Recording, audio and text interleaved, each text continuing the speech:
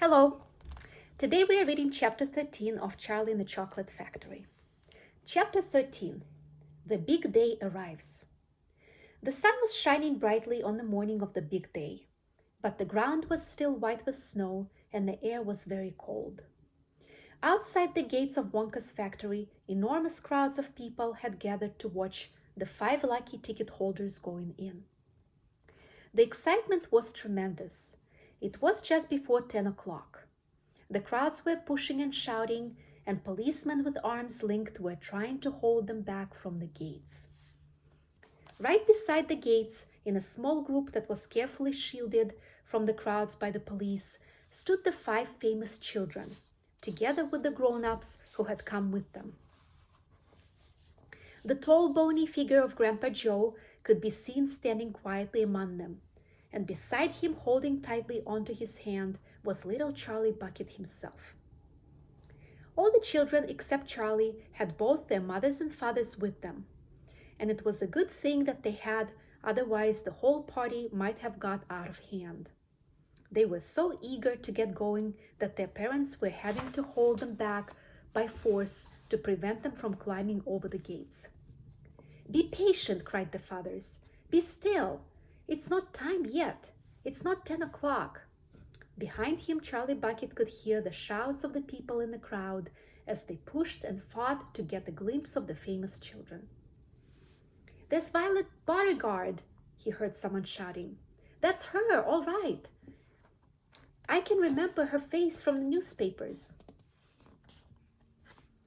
"And you know what?" somebody else shouted back. "She's still chewing that dreadful old piece of gum she'd had for 3 months. You look at her jaws. They're still working on it." "Who's that big fat boy?" "That's Augustus Gloop." "So it is. Enormous, isn't he?" "Fantastic." "Who's the kid with a picture of the Lone Ranger stenciled on his wind cheater?"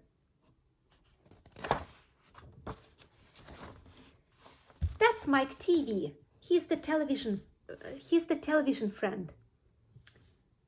"He must be crazy. Look at all those toy pistols he's got hanging all over him." "The one I want to see is Veruca Salt," shouted another voice from the crowd.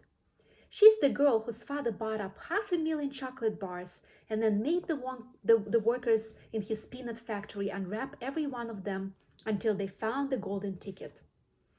He gives her anything she wants, absolutely anything. She only has to start screaming for it, and she gets it.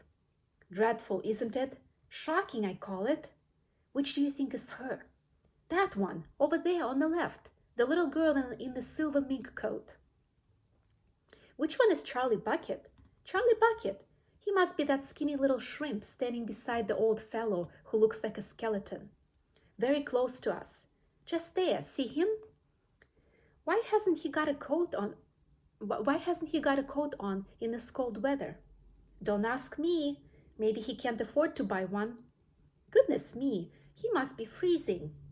Charlie, standing only a few paces away from the speaker, gave Grandpa Joe's hand a squeeze, and the old man looked down at Charlie and smiled. Somewhere in the distance, a church clock began striking 10. Very slowly, with a loud creaking of rusty hinges, the great iron gates of the factory began to swing open. The crowd became suddenly silent. The children stopped jumping about.